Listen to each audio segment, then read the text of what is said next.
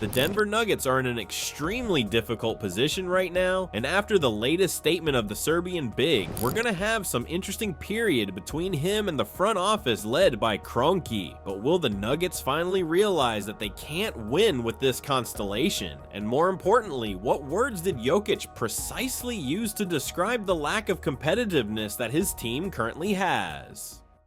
There is no other way around it. The Nuggets are lost with the current lineup. The chance of a second championship is becoming bleaker by the day, and Nikola Jokic has had enough of the team's incompetence in many areas, including the defensive presence against the Thunder. When you have a superstar who averaged 32% from the field and 25% behind the arc in Michael Porter Jr., who is set to earn $38 million next year, then you ought to put some negative words towards the leadership of your team. When addressing whether the Nuggets can run it back next year and win a championship with this constellation, Jokic was adamant. Do you feel like this team can still win a championship as it's put together now? I mean, we didn't, so obviously we can't.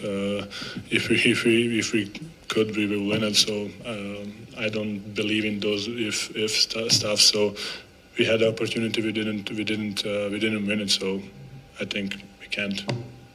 There is more background story behind this statement of Jokic. Many believe he was the leading factor for Malone's firing. Although that has been denied by sources close to the team, the narrative remains as it is. And now the Nuggets need to work on not just providing a new constellation for Jokic, but adding more depth on the bench. This is not the only thing that Jokic complained about when headed into the new season, as the center believes that because of the lack of depth, his team is not capable of producing great performance on both ends of the court. Addressing this matter, Nikola said, "We definitely need more depth. It seems like the teams that have longer rotations and longer benches are the ones that are winning. Indiana, OKC, Minnesota."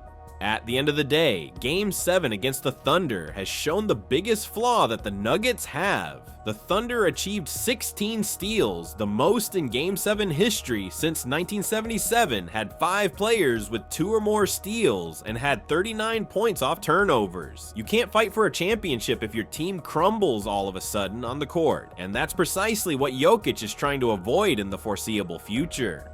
But what is the response of Josh Kroenke?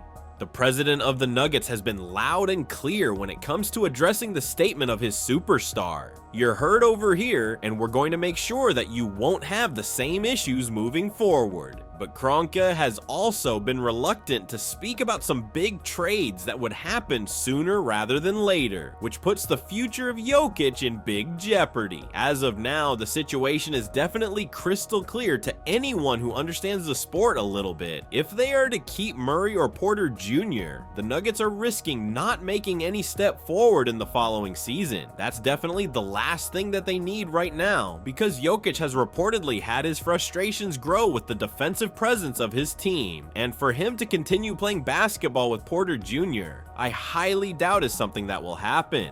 So, what does this mean for the Nuggets' future? Obviously, they need to commit to a bigger trade target than what Kroenke initially wanted, and one of them is Trey Murphy III. The forward of the Pelicans shot extremely well in the previous season, 45.4% from the field and 36.1% behind the arc. That's one of the main worries that the new head coach David Adelman has. Shooting. With Russell Westbrook likely gone in the following period, Christian Braun will take over a more serious role, and the addition of Murphy III and Olynyk will definitely push the Nuggets to a greater scheme in the long-term run in the playoffs. But in order for them to get rid of Porter Jr. after his disastrous performance, they need to add a bit of their future as well. In this case, the Pelicans would be a lot more interested in the draft picks they are about to receive from the Nuggets. A 2031 first-round swap and a 2032 first-round pick. It's going to be a bitter feeling for Denver to trade away their future picks, but since they have Jokic on their team, a rebuild is far away from a realistic scenario. They need to win now, and if if they add Murphy's shooting skills as well as Olenek's defensive presence, make no mistake that Jokic's shoulders will see a lot more rest. That's also a huge detriment for the Nuggets. They can't always rely on Jokic's services. When he is off the court, it seems like they are crumbling hard, and you don't need that type of mentality in the team, but it's not something that Jokic can help against. It's a matter for the team and the front office to address. If they can't do it, then they're likely going to see massive changes in Jokic's mindset as well, with many reports stating that the Lakers are favorites to land him if he wants to change his team. What are some other trades that the Nuggets can exploit? For example, Markkanen seems to be available from the Utah Jazz, and in this case, a third team would have to be involved in order to take over the lucrative contract of Michael Porter Jr. That would be the Hornets, and in a projected trade for Markkanen, the Nuggets would have a strong presence in the 4 and 5. Greg Schwartz from Bleacher Report wrote about this potential trade, and elaborating further on it, he explained,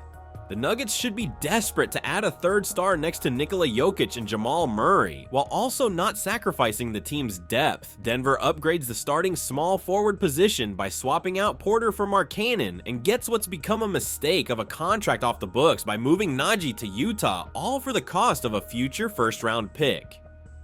A new starting five of Murray, Christian Braun, Markkanen, Aaron Gordon, and Jokic is definitely title-worthy and becomes bigger with more shot creation on the perimeter.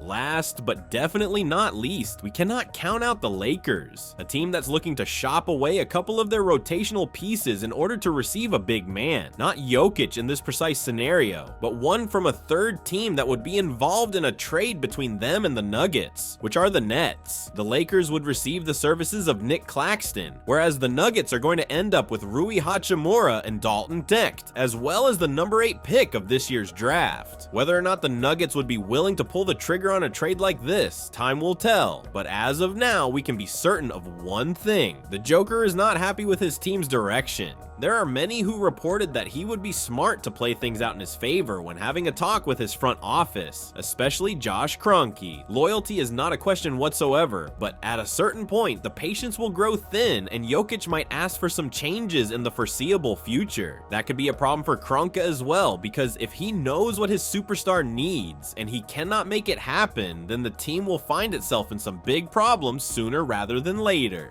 And a very interesting proposal has emerged from Paul Pierce, the NBA expert and the 2008 world champion with the Celtics. According to him, Jokic needs another star to make the second ring happen, and the Nuggets need to add DeMar DeRozan to the team from the Kings. It wouldn't be that far-fetched scenario at all, and when talking about it to a greater extent, Pierce said, "For the next 5 years, if you got the best player, you gotta put some pieces around him. I feel like if they had a DeMar DeRozan with that team right now, with Joker, he wouldn't need to be the best player or the second best player every night. He is going to give you more than what Michael Porter Jr. gave you. If he comes out there and gives you a solid 15-point game, and on a good night gives you a double-double of assists and rebounds, which he can do, that's who I would target."